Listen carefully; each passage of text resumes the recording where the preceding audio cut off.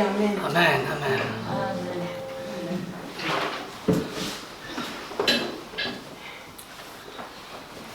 Un ami à moi me disait souvent, tu peux le louer tous les jours. J'ai dit oui, mais le Shabbat, viens le louer avec moi le Shabbat. Et prendre un peu l'habitude de le faire tous les Shabbats. Et tu verras bien la différence. Noël, est-ce que tu entends bien? Ah, sur le micro. Le micro de pasteur, le micro de pasteur. Ah, Oui. Ah oui, le micro, oui. Ok. Voilà, aujourd'hui, oui, c'est le micro là. L'enseignement va être donné par notre pasteur Lionel, notre assistant pasteur. Que l'Éternel le bénisse. C'est ça, le Seigneur fait des miracles à Mishpacha. Il y a combien d'enseignants ici? Presque tous enseignent. Tous. Amen. On a 8 enseignants déjà. C'est bien. Et s'il faut encore produire encore d'autres, bien sûr. Comme il dit le prophète, on n'a plus besoin que l'un enseigne l'autre, ou l'autre l'un. C'est-à-dire, on va le connaître. C'est ça qui va arriver. Le moment vient où Dieu va mettre de son esprit sur toute chair dans la maison d'Israël. Tous, ils vont le reconnaître. Quelle joie. Mais ici, nous, on le connaît. On sait qui est Mashiach. Amen. Amen. Amen. Il porte un nom. Il s'appelle Yeshua. Mais il faut savoir que Yeshua est Dieu et divin. Amen. Si nous ne croyons pas ce que lui il est, nous mourrons dans nos péchés. Et lui, il est l'image de la Torah invisible. Il est l'image. Si nous, on voit Yeshua, on voit le Père, nous marchons dans la véritable voie. Et où on va le reconnaître? C'est lui qui a le Mashiach. Où on va le reconnaître? Simplement quand on a l'Esprit Saint, la Ruach HaKodesh. Pourquoi? Parce que la Ruach, il se concentre toujours. Il ne va pas ailleurs. Il se concentre toujours sur lui, sur Yeshua. Et qu'est-ce qu'il fait la Ruach? Il le glorifie. Amen. Amen. Il le glorifie. Combien encore de messianiques ne glorifient pas Yeshua? Disent que Yeshua est le Mashiach, mais si. Mais ils ne le glorifient pas parce qu'ils ne sont pas arrivés à la divinité, croire ce que lui il est. Lui, il est l'homme Torah. S'il est le fils de l'homme, il est l'homme Torah. Alors ça veut dire aussi homme Dieu, parce que Torah est divin. Il est homme Dieu, homme Torah. Alors qui est l'homme Torah? C'est lui. Alléluia. Alléluia. Mieux que Yeshua, il n'y a pas. Et nous prenons l'exemple de notre Messie Yeshua. Et nous le suivons toujours. Et celui qui marche avec Yeshua marche dans la vérité. Parce que c'est lui la vérité. Amen. Alléluia. Amen. Amen.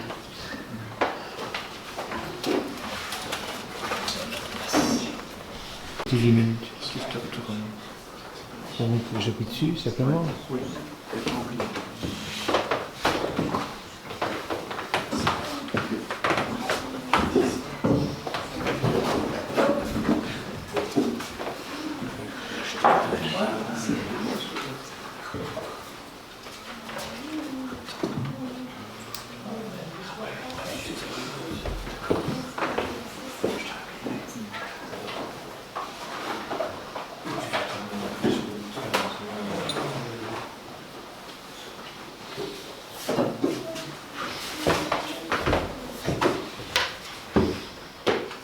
Shabbat Shalom à tous et à toutes.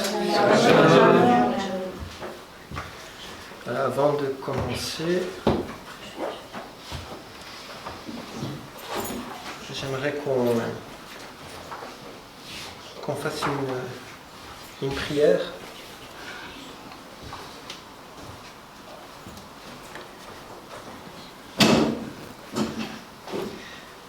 Baruch Ata Adonai, Eloheinu melech haolam esher barar banu milka al ainim venatan laou eto ratot baruch ata Adonai notem atorah.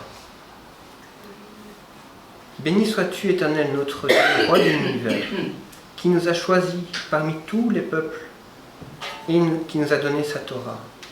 Béni sois-tu, Éternel, notre Dieu, toi qui donnes la Torah. Amen.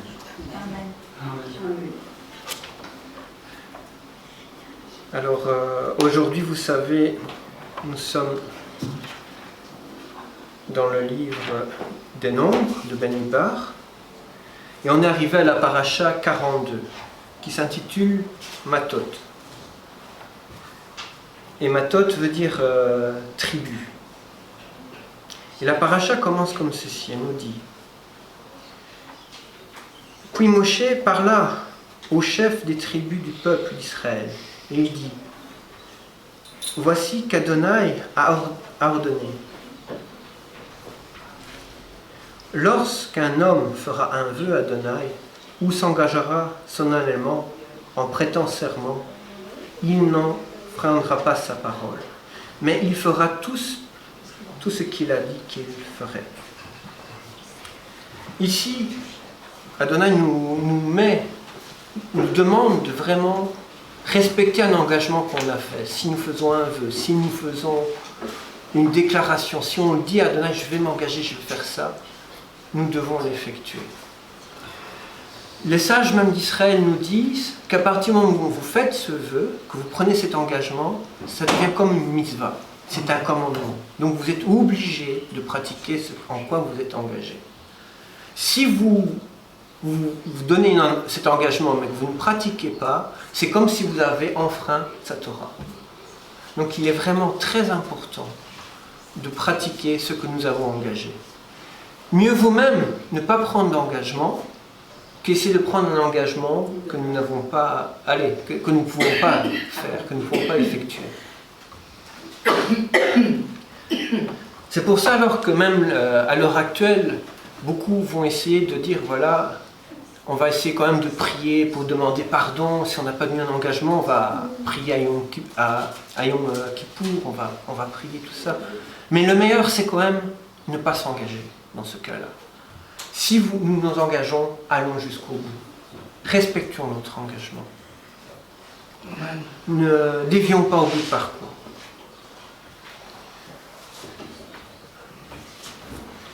Aujourd'hui, beaucoup de monde même s'est engagé même dans l'alliance en disant je vais joindre le peuple d'Israël, je vais prier, je vais revenir. Il y en a même qui ont commencé à pratiquer la Torah, mais qu'est-ce qui s'est passé? Beaucoup ont chuté en cours de route.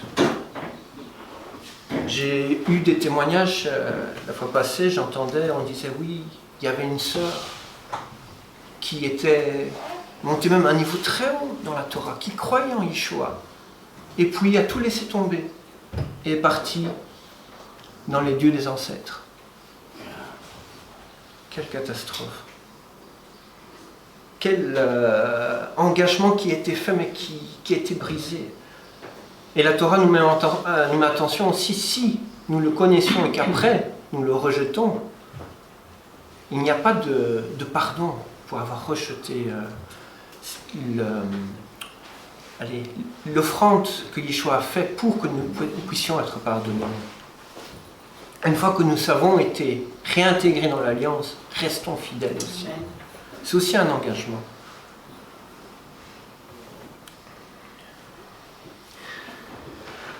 Alors, dans les vœux ici, la Torah nous continue en disant ceci. Lorsqu'une femme fera un vœu à Adonai en s'engageant solennellement, tout en étant mineure, en habitant dans la maison de son père, si son père apprend qu'elle a juré en s'engageant à faire, et s'il reste en paix, il restera lié par tous ses vœux. Tout engagement par lequel elle s'est liée reste valable. Mais si un jour son père l'apprend et exprime sa désapprobation aucun des vœux ou engagements par lesquels elle est liée sera valable. Et Adonai lui pardonnera, car son père aura exprimé sa désapprobation. Si elle fait des vœux ou prend précipitamment un engagement puis se marie, et si son mari la prend, elle restera en paix avec elle. Le jour où il apprend les vœux et engagements par lesquels elle est liée resteront valables. Mais si son mari exprime sa désapprobation, le jour où il l'apprend, il annulera le vœu qui est sur elle et l'engagement par lequel il y est. Et Dieu, Adonai, lui pardonnera. Donc ici, pour le cas de la femme, il nous est bien dit, si la femme prend un engagement, si son père la prend, le père peut mettre fin à l'engagement. Ou son mari, dans le cas où elle est mariée. Sinon, si le père ou le mari ne dit rien, le vœu reste valable. Elle est aussi tenue à faire son engagement vers Adonai. Par contre, pour l'homme, il n'y a pas de brisure de cet engagement. Il doit aller jusqu'au bout de son engagement. On voit que certains prennent un engagement temporaire, comme même l'apôtre Paul nous dit, il avait fait un vœu, et puis il est allé jusqu'au temple pour terminer le vœu. Il a fait le sacrifice, le vœu a été terminé correctement. À l'heure actuelle, c'est vrai, c'est difficile de faire le sacrifice de fin de vœu parce qu'il n'y a plus de temple. Merci. Il n'y a plus de temple à l'heure actuelle. Quoi qu'il paraîtrait, on m'a informé aussi,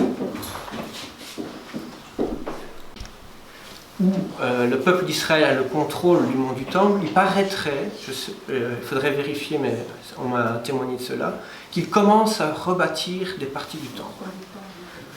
C'est en route? C'est en route, oui. Donc peut-être dans un avenir très proche, c'est possible que le temple soit rebâti.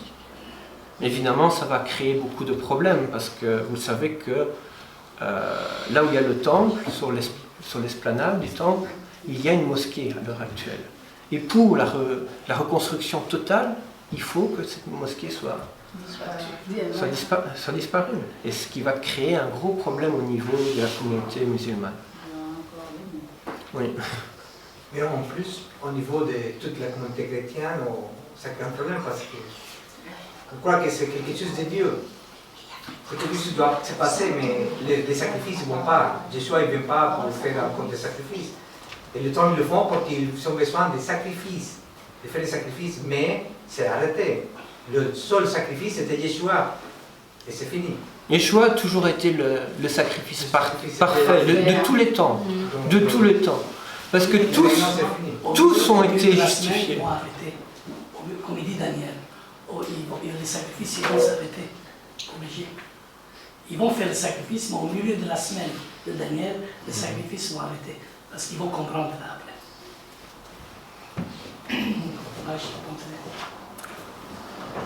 Bon, c'est pas le thème d'aujourd'hui, mais c'est vrai qu'on en parle un petit peu, c'est vrai que c'est intéressant parce que c'est vrai qu'il y a ce souhait de refaire les sacrifices. Et c'est vrai qu'à l'heure actuelle, il y a même des vaches rousses qui ont été amenées à Jérusalem pour préparer ces sacrifices. Ils vont faire les sacrifices, ils vont restaurer tout ça. Mais il faut savoir que tous ces sacrifices, même quand vous allez voir et tout ça, quand il y aura cette pratique, tous pointent vers Yeshua. Parce que Yeshua est le seul sacrifice parfait qui permet que nous puissions tous être intégrés par l'Alliance. C'est pour ça même que quand Moshe avait fait le tabernacle, je vous le rappelle, je pense qu'on l'avait déjà dit, il a dit « Fais selon le modèle que je t'ai montré, selon l'exemple ». Donc ce n'était qu'une copie. Le service du tabernacle, ce n'est qu'une copie du sacrifice qui a été fait en haut. Et le système du temple, c'est la même chose. Ce n'est qu'une copie qui pointe vers ce sacrifice parfait.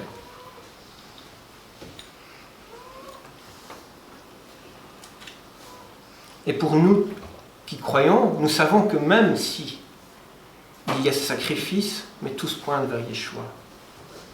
Car tous sont sauvés par le sacrifice parfait de Yeshua.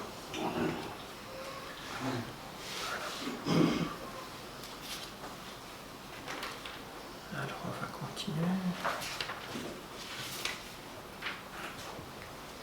Alors Yeshua, en parlant des vœux, il nous dit aussi que nous devons être des hommes de parole, que nous devons respecter nos paroles.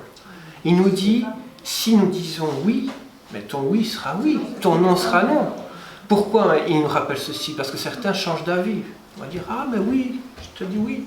Et puis plus tard, ça va être, ah ben, oui mais...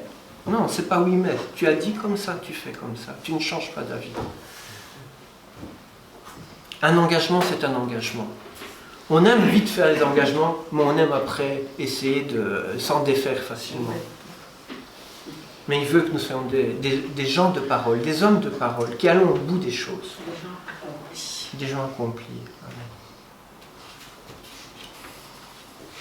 C'est quelque chose qui est très essentiel, très important.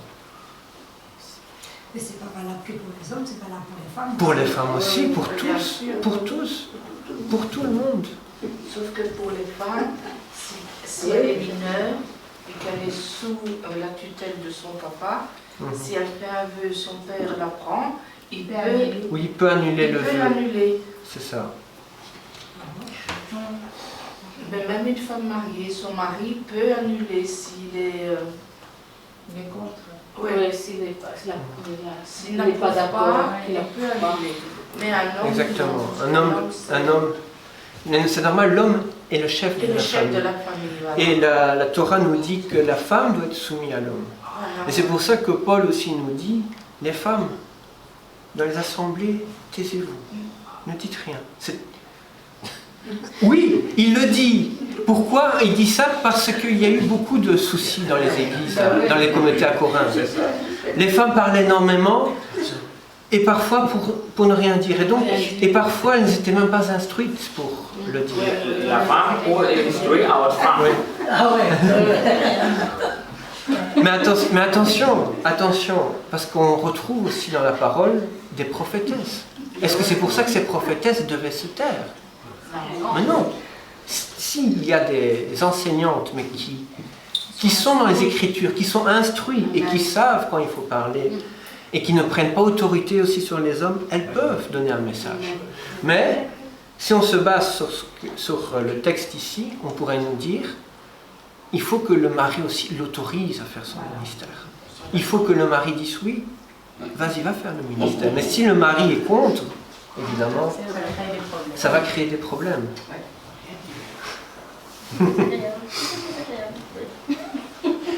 Ce n'est pas qu'on veut être des machos, mais la Torah nous Machista. Mais la Torah nous enseigne comme ça. Et c'est pour ça que nous trouvons des très très bonnes enseignantes qui envoient leurs maris autorisés. Et nous avons des prophétesses même dans la Bible. Et Déborah, oui. C'est grâce à Déborah, parce qu'il ne voulait pas aller, comment ça fait encore? Non, celui qui est allé avec la prophétesse Déborah pour aller délivrer Qui a coupé la tête des... Il y a aussi une femme qui a coupé oui, la tête. une femme lui a planté un pieu. Qui a coupé la tête. Et la prophétesse aussi Tu as Myriam. remarqué que j'ai rien dit, moi. Il y a aussi la femme qui était tout le temps avec Yeshua, Marie-Madeleine. Mais de nos jours, il y a dans certaines assemblées les maris qui ne se rassemblent pas de gérer une assemblée, c'est la femme. Mais sous Oui, sous le oui. Moi j'ai connu ça aussi. Parce que si par exemple il n'y aurait plus d'hommes aussi, qui va annoncer les messages? Il faut aussi que les femmes soient actives. Il faut que nous soyons tous actifs. Mais évidemment, il y a un système d'autorité que nous devons respecter.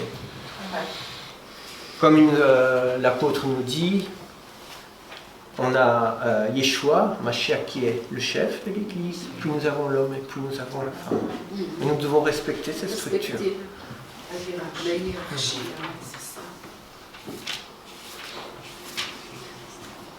Aujourd'hui, je ne vais pas être très très long, parce qu'il y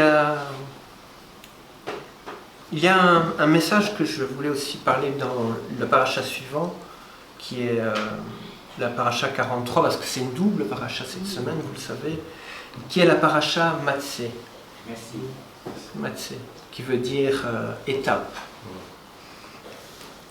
Et dans cette paracha qui commence comme ceci, on va aussi un petit peu lire, il nous dit « Voici les étapes du voyage du peuple d'Israël lorsqu'il partit d'Égypte, repartit en groupe selon la conduite de Moshe et d'Aaron. Moshe consigna chacune des étapes de leur voyage selon l'ordre d'Adonai, ce qui, là, les pointe le départ de chaque étape. Et alors vous allez voir que dans la suite, on va donner toutes les étapes qui ont été faites, qui ont été passées.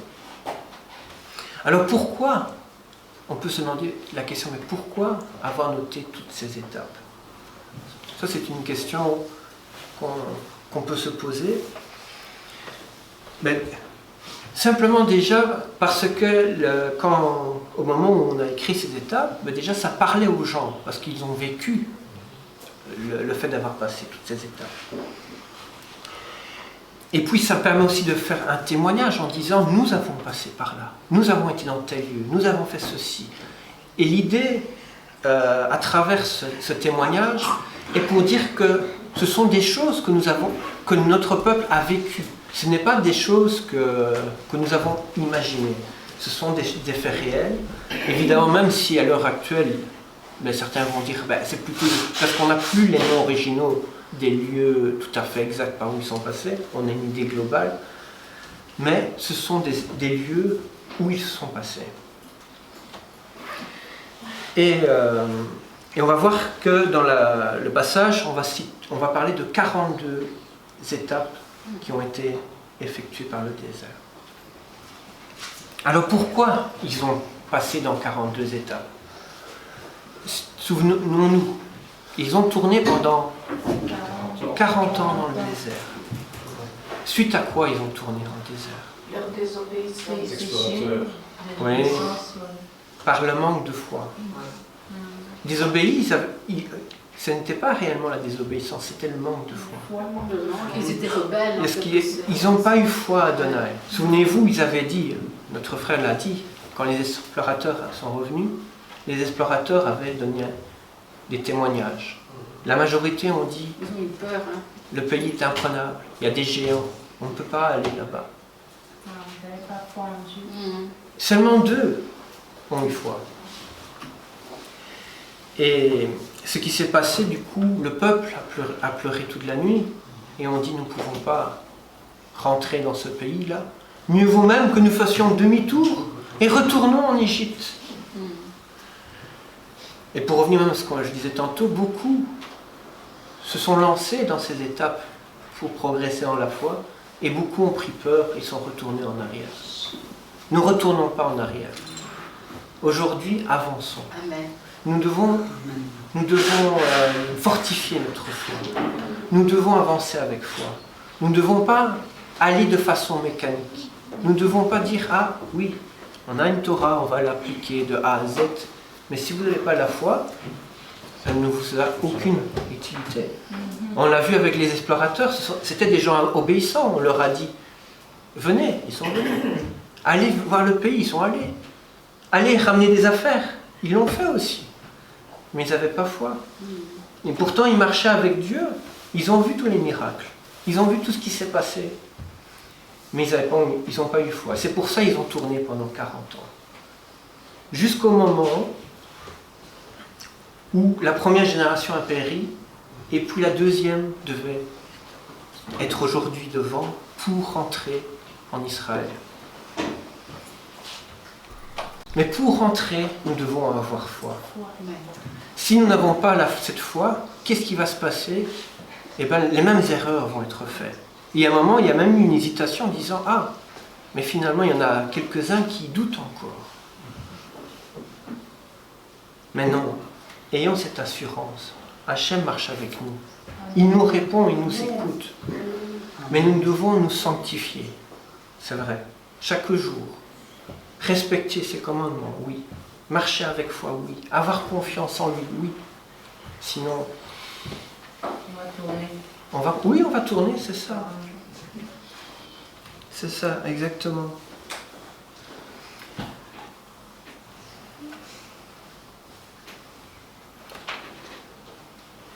Et aujourd'hui même, nous-mêmes, quand j'ai lu même le nom de la paracha, ce qui m'a, avec ce nom d'étape, je me suis dit, mais finalement nous aussi, on a fait des étapes. Souvenez-vous, avec cette Kéla, tout est parti il y a quelques années avec Paul Guénarcia. Il y a eu cette avancée avec Beth Yeshua. Et puis il y a eu cette étape de Mishpah qui est née sans réellement savoir que ce groupe allait être né. On a avancé petit à petit, on a commencé l'enseignement, des réunions sur le Zoom, le Covid est venu, mais on a tous été là, on a continué ensemble. On a grandi, on a évolué, on a fait beaucoup d'étapes. C'est vrai.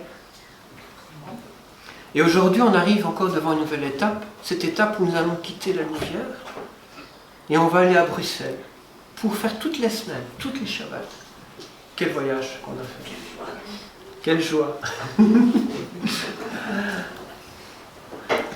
Et c'est pour ça aussi, je vous le rappelle même qu'on va aller à Bruxelles. Gardons cette foi. Gardons cette joie que nous avions eue jusqu'aujourd'hui. Peut-être nous serons plus nombreux. Peut-être qu'on va dire oui, on a moins le temps de m'occuper de moi. C'est possible, parce que il faut que la parole soit annoncée à tout le monde. Il ne faut pas garder cela pour nous. À quoi ça sert de le garder pour nous? Et même dans la paracha, il nous est dit que certaines tribus ont voulu garder une partie de terre du côté du Jourdain avant de la traversée. Oui, les enfants. Exactement. Et les rabbins se sont posé la question, mais pourquoi ils ont demandé cela? Et eux ont interprété qu'il fallait créer une communication pour que Israël soit connecté avec le monde. Il faut que nous aussi nous soyons connectés avec le monde. Il faut aussi que nous témoignons avec le monde. Il faut que tous puissent entendre la Torah. Que tous entendent le témoignage de Yeshua. Que ce soit ici ou que ce soit à Bruxelles. Que ce soit un petit nombre ou un grand nombre. Mais gardons cette foi, cet amour. Et nous devons vraiment être tous réunis ensemble. Le pasteur nous disait tout à l'heure, on a 8 enseignants. Et j'espère dans 10 ans, ils seront toujours là. Oui. Non, plus. Ils devraient être là, mais avec d'autres. Avec d'autres, oui. On n'a pas compté on n'a pas compté les enseignants qui sont dans le monde. On est beaucoup. On est vraiment beaucoup. Oui, lui, il parle des 8. Oui, on parle des 8, mais et tous ceux qui vont venir. Et tous ceux aussi qui sont avec nous aujourd'hui. Il y a d'autres dons. Oui, voilà. Oui, il y a les 8. Oui, il y a les enseignants, on a notre évangéliste aussi préféré. Voilà. Et on doit avancer dans cette étape. Il va y avoir beaucoup de choses qui vont se passer. Et là, vous avez vu, ces derniers mois, on a avancé très vite. Vous avez remarqué, on est devenu officiel. On a trouvé une salle. On va pouvoir commencer à Bruxelles. Il y a beaucoup de travail qui est là. Et on a besoin de tout le monde. Tous. Si vous connaissez même des gens qui disent, tiens, on est intéressés, invitez-les, on a besoin de tout le monde. De vous qui êtes là, de vos amis qui sont peut-être restés, de vos enfants, de vos frères, de vos sœurs, tous ceux qui sont intéressés. Évidemment, si c'est une personne qui ne croit pas, évidemment, peut-être pas, mais parlez quand même de Dieu.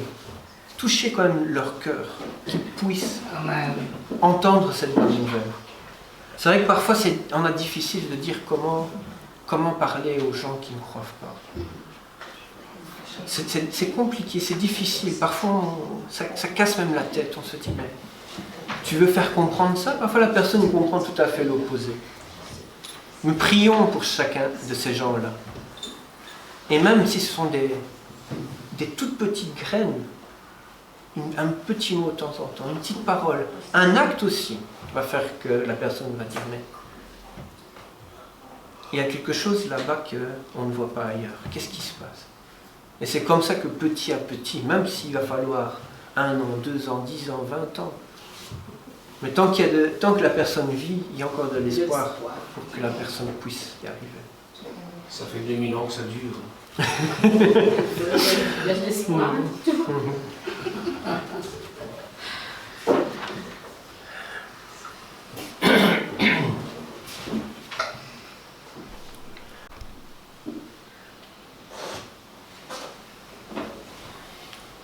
Alors, oui donc, parlons-en, invitons les gens et continuons cette marche, afin que nous puissions garder aussi notre identité en nous, que nous puissions vraiment demeurer dans la foi et que nous puissions marcher tous ensemble unis. Savez-vous, nous sommes Mishpara, Mishpa, nous sommes une famille. C'est vrai que nous devons nous serrer les coudes, nous devons agir comme une famille. Amen. Et c'est vrai que dans la famille, parfois, on n'a pas le temps de s'occuper de tout le monde. Mais ne vous inquiétez pas.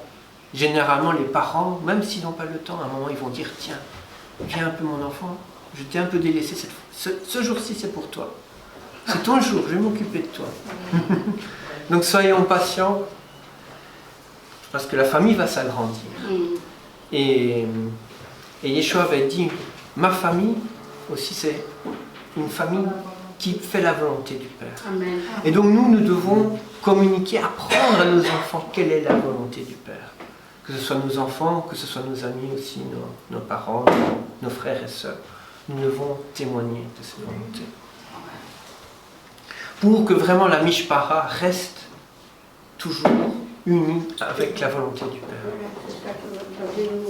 Di a me lui col sotto, a me col cuore puro. No, dicevo in italiano. Dicevo in italiano che traduco. E dico io, di amarci l'uno con gli altri.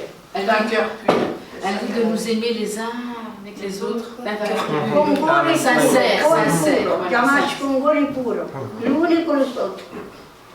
Amen. Voilà. Mais je pense que je ne vais pas être long. Je pense c'était vraiment ça que je voulais vous communiquer aujourd'hui, que nous devons marcher encore ensemble. Amen. Et nous devons garder, un peu comme il y a eu avec ces villes, où pourquoi on a dit 49 villes, bon, on nous dit qu'il y a eu les 42 stations quelque part qui ont été reprises pour mettre des villes, plus les villes de refuge aussi. Oui, ça parle de refuge. Mm-hmm. Là, il y a un message. Les villes de refuge, oui, là c'est par rapport au commandement, vous le savez, en cas qu'il y a eu un meurtre involontaire, qu'il faut courir, se réfugier dans la ville de refuge pour pas que le vengeur de sang vienne tuer la personne.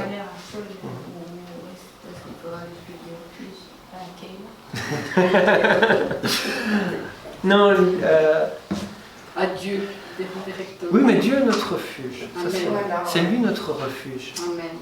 On doit toujours s'abriter sous ses ailes. Amen. Si on a un souci, quelque chose que nous avons fait, demandons pardon. Si nous sommes en tort, faisons repentance. Parce qu'en tant aussi que disciples, nous ne sommes pas parfaits du premier coup. Nous apprenons petit à petit. Nous évoluons dans la Torah et nous grandissons. Comme les enfants, j'aime bien beaucoup parler des enfants parce que nous sommes comme des enfants. Nous partons de zéro, c'est la reconnaissance, et puis nous grandissons et nous évoluons. Mais évidemment, les bases peuvent être mauvaises si nous apprenons mal. Si nous n'apprenons pas la Torah, mais nous allons pratiquer autre chose que la Torah. Et nous, soyons comme des enfants qui apprenons la Torah et qui avançons avec la Torah. Voilà. Voilà. Je pense que je vais m'arrêter là aujourd'hui. Je ne vais pas être long, mais demeurons toujours ensemble, dans l'amour. Et gardons souvenir, parce que comme nous dit la paracha ici de Matsé, nous devons garder en souvenir toutes les étapes que nous sommes passées. Parce que c'est un témoignage. Nous ne devons pas oublier d'où nous venons, mais nous devons voir où nous allons. comme Paul qui nous dit, nous devons avoir l'objectif, la finalité de la course là où on court. Et nous, notre finalité, nous devons... Oui, exactement, nous devons rassembler à Mashiach, nous devons prendre cette armure, cette armure comme l'apôtre nous dit dans Éphésiens 6. Pourquoi cette armure? Parce que justement, si nous ne prenons pas cette armure, on va justement chuter en route. Prenons cette armure et courons, fonçons vers la bonne direction, vers Mashiach, en étant fidèles. Et passons par tous ces étapes et gardons en mémoire par où nous sommes passés. N'oublions pas. Parce que beaucoup aussi vont dire « Ah, ben moi je suis le plus saint de tous les hommes, je connais Mashiach, je connais la Torah. » Mais beaucoup ont oublié qu'au début, ils étaient comme les autres. On était des bébés, on ne savait pas. Mais si nous faisons trop dur, que nous nous mettrons trop saints, soi-disant que nous le sommes, ben nous n'apportons pas non plus un bon témoignage. Nous n'avons pas à donner les fruits. Parce que beaucoup se disent, mais ils font quoi ces gens-là? Et ils ne veulent pas qu'on vienne les rejoindre. Et c'est des choses compliquées, difficiles. Soyons simples et soyons ouverts aussi. Et soyons patients. Et nous devons aussi nous mettre au niveau des autres, avec amour. Il faut avoir confiance et foi au Seigneur. Il sera toujours là pour nous. Amen. Voilà, je vais m'arrêter ici. En tout cas, soyez bénis et Shabbat Shalom. Amen. Merci. Voilà. Juste une petite suggestion, parce que ce que Robin a dit, mais on est tous d'accord que le seul sacrifice parfait est celui de Yeshua, et personne d'autre. Il n'y a pas d'autre sacrifice. Non. C'est celui-là qui compte. Quand il dit les sacrifices, on reprend. C'est écrit en Daniel chapitre 9, verset 27. Ils disent que pendant 3 ans et demi, vont faire les sacrifices. Mais ça, nous, on n'a rien à voir avec ça. Nous sommes, ça c'est le temple de l'anti-Mashiach, de l'antichrist. C'est pas notre chose. Là. Et d'ailleurs, je vais vous lire ce passage. Il dit comme ça, il dit, il fera une solide alliance. Dans quel temps il va arriver ça? Pour faire une solide alliance, c'est quand lui il va se manifester, il va justement faire une solide alliance avec toutes les nations. C'est-à-dire tout ça, le temple doit être bâti, les Juifs doivent retourner au pays, ce sont toutes des choses, parce qu'il faut avoir encore la conversion des Juifs, le retour des Juifs au Mashiach. Mais il faut bien comprendre que Yeshua avait dit, un autre viendra dans son propre nom et dans sa propre autorité. Voilà, celui qui viendra dans son propre nom et dans sa propre autorité, il va faire toutes ces choses abominables. Même dans le temple, il va faire toutes ces choses abominables. Et c'est qui? C'est l'anti-Mashiach. Mais quand le Mashiach viendra, on n'a plus besoin de tout ça. On a lui. Amen. Amen. Alléluia. C'est ça, parce que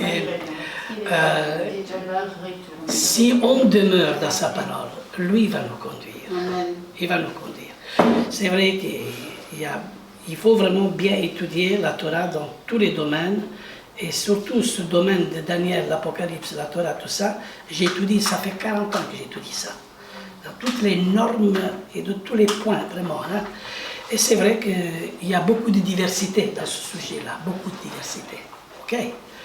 Mais quant à nous, nous croyons que une Jérusalem céleste, il va descendre d'en haut. Amen. Alléluia. Et c'est dans cette Jérusalem céleste que nous devons espérer et aller dedans.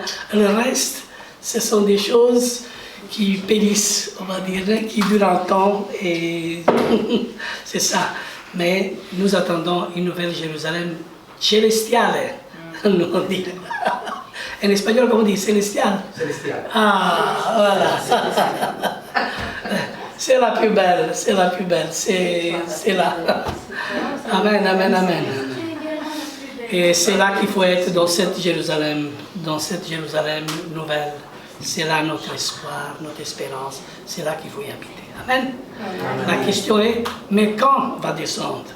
Alors ne posez pas trop de questions. Demeurez tranquille, parce que quand le Messie viendra, on va apprendre tellement des choses que nous on ne connaît pas. Alors ne faisons pas des pronostics, vraiment, oh ça va être comme ça et ça va être comme ça. Quand le Messie viendra, on va connaître tout. Okay? On va comprendre meilleur. On va comprendre meilleur les choses. Hein? Alléluia. C'est dit, et durant la moitié de la semaine, il fera cesser les sacrifices et l'offrande. Le dévastateur commettra les choses les plus abominables. Bien sûr, ça c'est, Yeshua il avait dit, un autre il viendra pour faire toutes ces choses. Je pense que la 7e semaine de Daniel déjà a fini.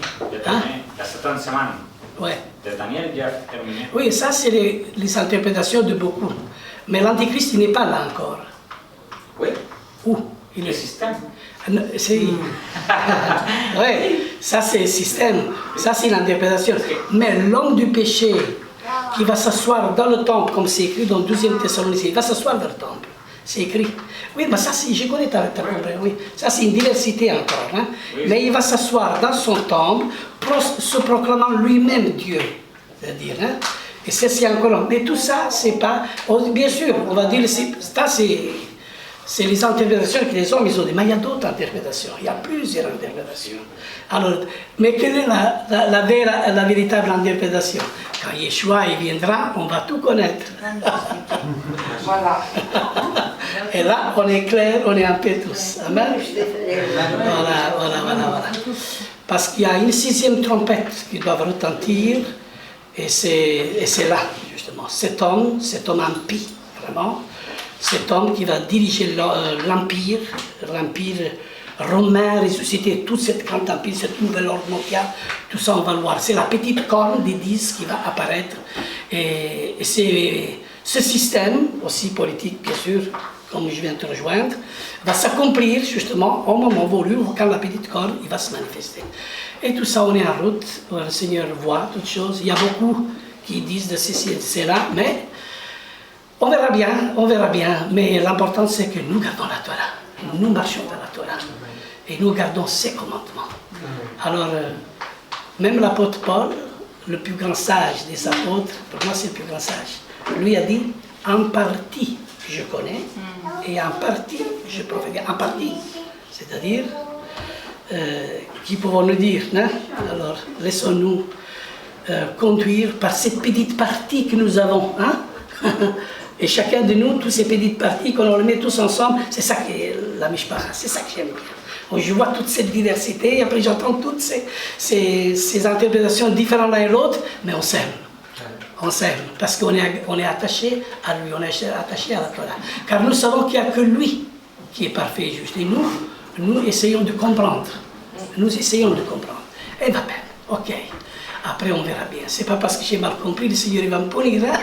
Le Seigneur il nous aime. Hein? Alors gardons le Shabbat, gardons son amour, gardons la fraternité. Tu sais, des fois, on se divise pour des petits détails et tout ça. Mais c'est vrai. Et je dis toujours diversité, l'unité dans la diversité. Et dans la diversité, il faut avoir l'unité. C'est difficile. Et là, je l'appelle ça la maturité. Et on est mûr, vraiment, très mature, quand on arrive à accepter une compréhension, une différence les uns et les autres, mais il faut rester unis. Donc on est vraiment dans la raison. Alors maintenant, si quelqu'un vient de dire Yeshua n'est pas le Messie, Yeshua ne sauve pas, Yeshua ok, Yeshua c'est un homme, non, là, Yeshua est Hachem. Pour moi, ça c'est important.